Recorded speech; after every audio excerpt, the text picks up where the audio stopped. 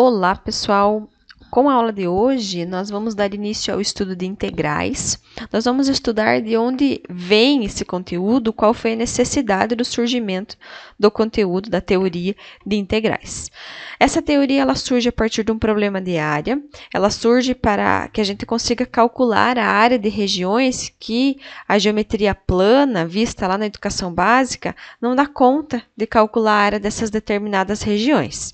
Então, imagine que vocês precisam calcular uma determinada área, as margens de um rio, por exemplo, e esse rio não é um rio reto, é um rio que tenha uma curva que obedeça mais ou menos o formato que eu coloquei aqui no gráfico que vocês estão visualizando, e vocês precisam calcular qual é a área, as margens desse rio, de determinado ponto até determinado ponto. Então, tem uma limitação dessa área e vocês precisam fazer esse cálculo. O problema é que, com a teoria que vocês sabem até então, que é a teoria visto até o terceiro ano de ensino médio, vocês só sabem calcular a área que é determinada pelas fórmulas da geometria plana. Então, consegue calcular a área de quadrados, de retângulos, hexágonos, pentágonos, círculos, enfim, né? Mas áreas que não são figuras planas conhecidas, vocês não conseguem calcular essa área. Então, o cálculo diferencial integral, com o uso das integrais, vem para solucionar esse tipo de problema. Então, a gente parte para entender o que é esse problema da área, a gente vai calcular a área abaixo de uma determinada curva, que eu chamei, nesse caso aqui, na curva y igual a f de x. Então, eu quero calcular essa área aqui, essa região que eu chamei de S, que está pintada aqui em azul, com a região compreendida entre A e B. Então, é uma região que ela está limitada aqui pelo gráfico da função f de x, abaixo da curva, então até chegar no eixo x, entre os números A e B. Então, compreendida entre essas retas verticais que eu coloquei aqui, que é a reta A e a reta B. O que eu acabei de falar para vocês também pode ser expresso por meio de notação de conjuntos, dessa forma aqui. Então, o que está escrito aqui exatamente é a figura que está feita aqui, o gráfico que está feito aqui. Para que a gente consiga entender isso, só vamos lembrar que lá da educação básica, vocês sabem calcular a área de retângulos, que é o comprimento vezes a altura, né, ou largura vezes a altura. Sabemos calcular a área de triângulos, que é a base vezes a altura dividido por 2. Eu consigo calcular a área de outras figuras também, igual essa figura que eu coloquei aqui, que eu consigo dividir ela em 4 triângulos. Como eu sei calcular a área de um triângulo, que eu acabei de colocar aqui, a gente consegue calcular qual é a área dessa figura também. Quando a gente vai estudar o conteúdo de integrais e vai pretender determinar a área de determinada região, o que a gente vai fazer é tentar aproximar essa área à área de figuras que a gente sabe calcular a área. Então, nesse exemplo 1 aqui, a gente vai usar retângulos para estimar a área sob a parábola y igual a x², compreendida entre 0 e 1. Então, a gente vai calcular a área que está preenchida aqui em azul, que é essa área S. A gente vai estimar essa área S, que é a região compreendida entre o 0 e o 1 e abaixo da curva x² até chegar aqui no eixo x. Para que a gente consiga determinar qual é essa área aqui, estimar qual é essa área, porque exatamente a princípio a gente não vai conseguir calcular ela, a gente vai utilizar figuras que são conhecidas. Nesse caso aqui, a gente vai fazer a utilização de retângulos.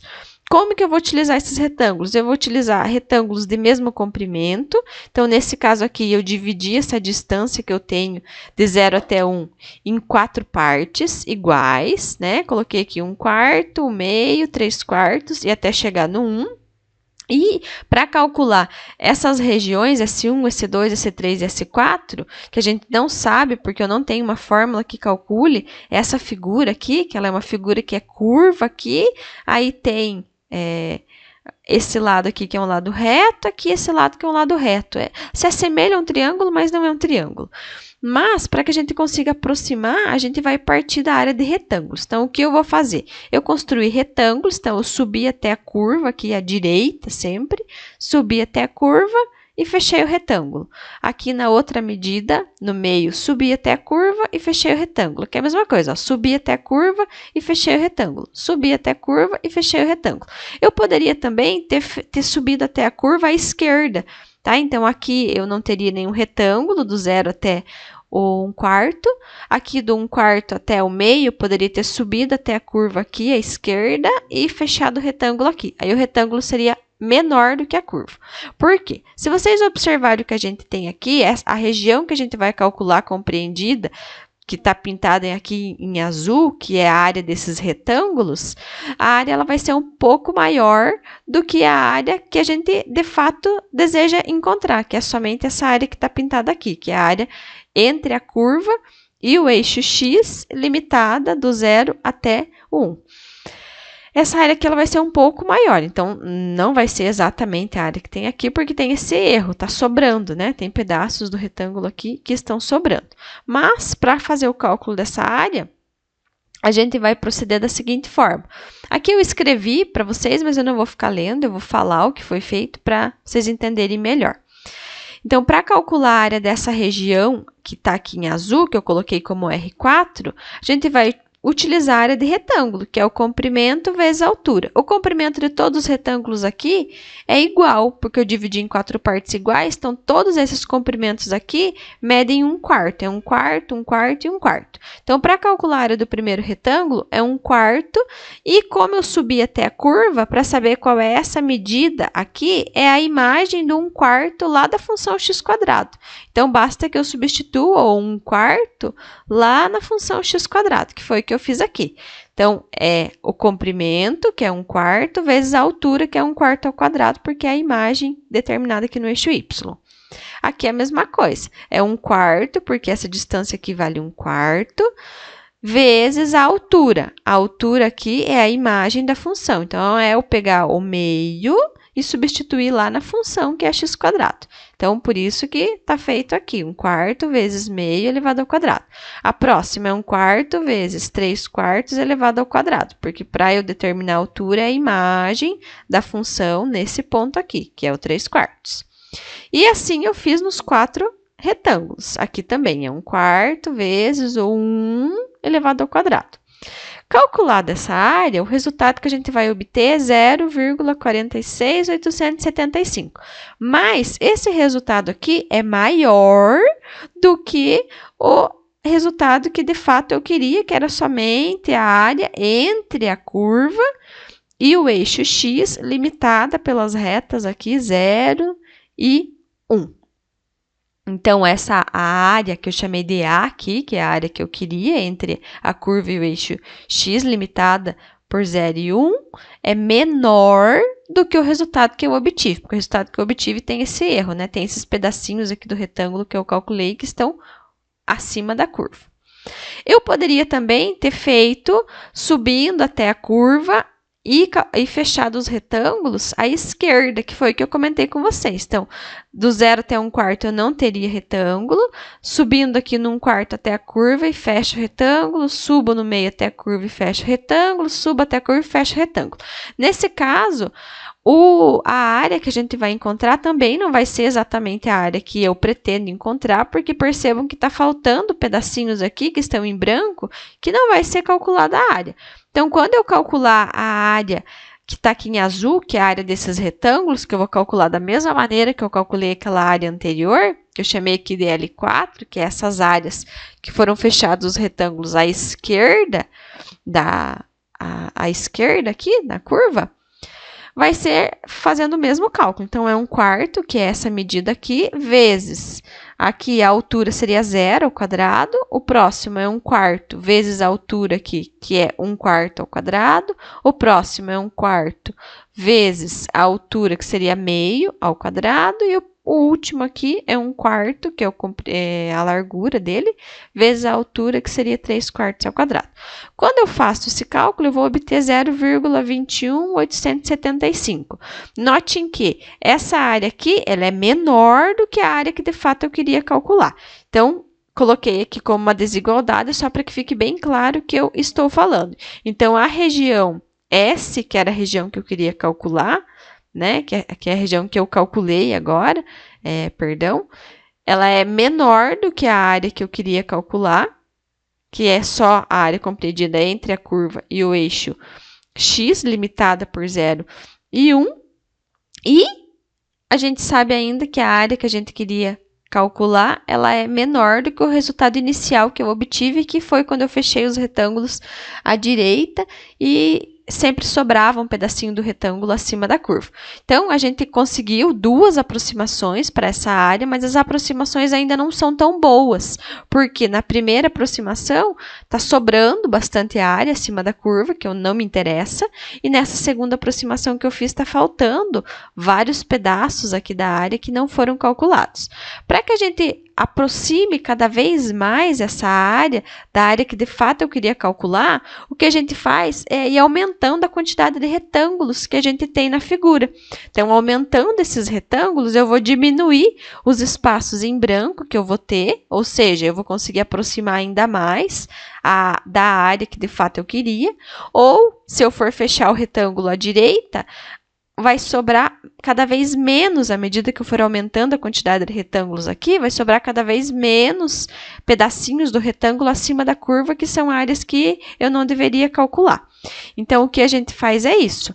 Aqui é o cálculo que a gente refez, usando agora 8 retângulos. Então, eu dividi em 8 partes iguais aqui para fechar os retângulos, tanto à esquerda quanto à direita, e calculei novamente essas áreas. Percebam que as áreas já estão mais próximas do que o cálculo que foi feito anteriormente. Então, a gente já está conseguindo uma aproximação um pouco melhor, mas ainda não é boa, né? Porque ainda está sobrando espaços em branco se eu usar esse cálculo aqui, e se eu usar esse cálculo aqui, ainda eu estou calculando área em excesso, que eu não deveria estar calculando.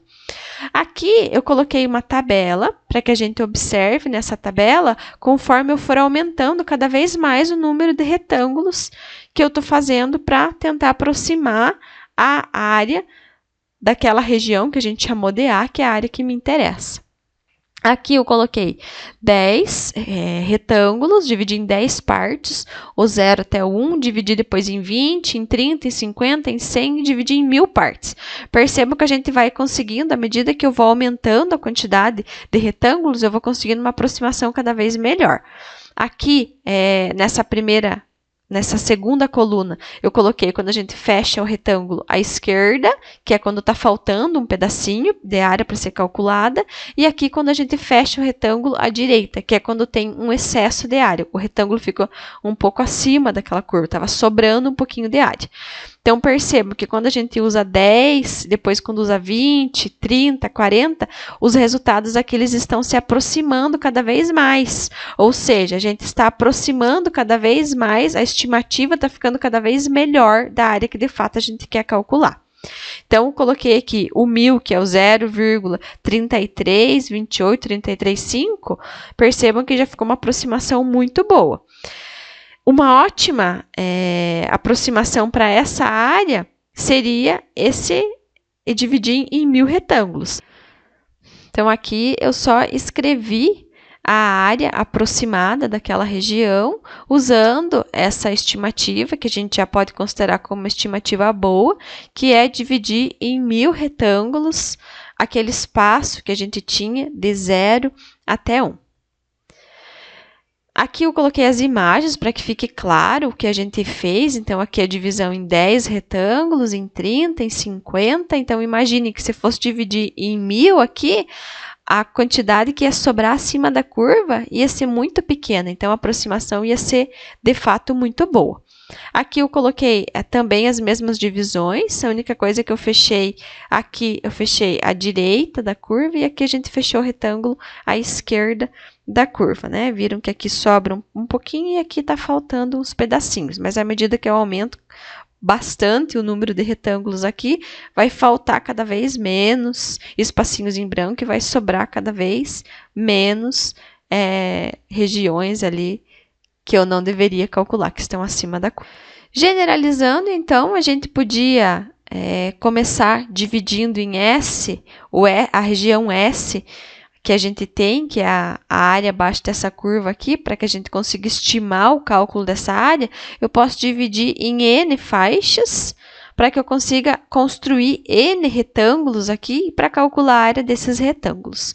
Aqui eu coloquei, então, a região S já dividida numa determinada quantidade, e a gente sabe que quanto maior for a quantidade de faixas que eu construir aqui, melhor vai ser a aproximação que eu vou obter da área da região S. A largura do intervalo de A até B, aqui, ó, a gente consegue determinar fazendo o B menos A, e eu consigo determinar qual é essa distância aqui de cada uma das faixas que eu for construir, se eu fizer o B menos A dividido pela quantidade de faixas que me interessa, que é a quantidade de subintervalos que eu quero.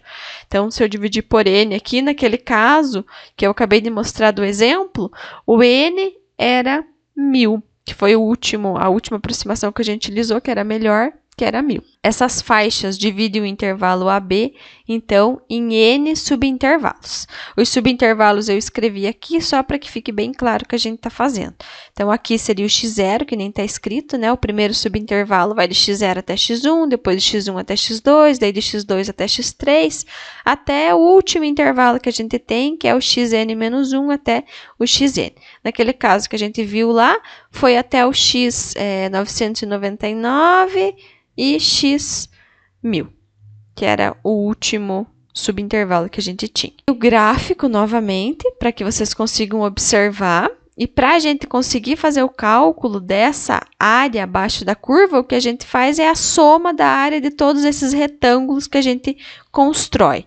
Então, esse Rn aqui, que é a soma das áreas desses retângulos, quando eu fechei os retângulos à direita da curva, então note que aqui no primeiro subintervalo que eu tenho, eu subi à direita até chegar na curva e fechei, ó, subi à direita até chegar na curva e fechei, então por isso que é esse Rn, que a gente está fechando o retângulo à direita. E para calcular essa área aqui, que é a soma das áreas desses retângulos, a gente vai fazer sempre o ΔX, que é a distância que a gente tem aqui, que a gente acabou de ver anteriormente, multiplicado pela altura, que nesse caso aqui é a imagem, né, quando a gente substitui na função f de x, que é essa função que está em azul aqui, quando eu substituo o x1. Então, por isso que está escrito aqui f de x1, vezes ΔX. Aí, depois, no segundo retângulo, é f de x2 vezes ΔX, e assim vai até o último retângulo, que é f de xn vezes ΔX. Então, eu consigo fazer esse cálculo para qualquer curva que eu tiver. À medida que eu for aumentando a quantidade de retângulos cada vez mais, eu vou obtendo uma aproximação da área cada vez melhor. Então, parece tornar-se cada vez melhor à medida que aumentamos o número de faixas. Quando eu for aumentando cada vez mais esse número de faixas, quer dizer que eu estou fazendo n tender ao infinito. Portanto, a gente define a área A da região S da seguinte forma. Então, eu consigo definir a área A da região S, que está sob o gráfico de uma curva contínua F, e é o limite da soma das áreas dos retângulos aproximantes. Então, é o limite, quando o n tende a zero, daquela Rn, que é aquela soma das áreas individuais de cada um dos retângulos que a gente construiu. Então, é o limite, quando o n tende a zero, do f de x1 vezes ΔX, mais f de x2 vezes ΔX, até o f de xn vezes ΔX. Fechando o retângulo à direita, mas eu também posso fechar o retângulo à esquerda da curva. Se eu fechar à esquerda, lembrando que quando a gente for fechar o retângulo, a primeira, a f de x, não vai ser a f de x1, vai ser a f de x0. Né? Observem aqui, ó. Eu iria calcular que seria o x0 se eu fosse fechar à direita da curva, então eu teria que subir até lá em cima da curva. Seria a f de x0. Aí eu ia fechar aqui o retângulo. No outro, ó, eu ia subir até lá e ia fechar aqui o retângulo. Ia ficar um pouquinho fora da curva, né? Uma área sobrando. E seria a f de x1 daí. Então, por isso que está escrito aqui, a f de x1 vezes ΔX, e isso continuaria até a f de xn menos 1 vezes ΔX. Eu trabalhar com a área desta forma e trabalhar com a área desta forma é a mesma coisa, é só uma questão de escolha. Mas, para unificar isso, em vez de usar as extremidades à direita ou à esquerda, a gente pode tomar uma altura do iésimo retângulo como valor de f em qualquer número x asterisco i. Então, eu posso pegar qualquer número dentro do intervalo para conseguir fazer a f desse número, que seria a altura do retângulo, vezes a largura que a gente tem aqui, que é o ΔX. Então, aqui eu já coloquei todos os quaisquer números x asterisco i. Aqui seria o primeiro, x asterisco 1, aqui é o x2 asterisco, aqui o x3 asterisco, e isso continua até o último retângulo que a gente construiu, que é o xn asterisco. E eu posso reescrever aquela fórmula da área usando esses resultados aqui na f. Então, a área vai ser o limite quando n tende ao infinito da f de x1 asterisco vezes ΔX, mais a f de x2 asterisco vezes ΔX, e isso continua até a f de xn asterisco vezes ΔX. Então, eu consigo reescrever aquela fórmula desta maneira. Lembrando que esses pontos que a gente colocou aqui são os pontos amostrais. Ainda, frequentemente é utilizada a notação de somatório para representar isso.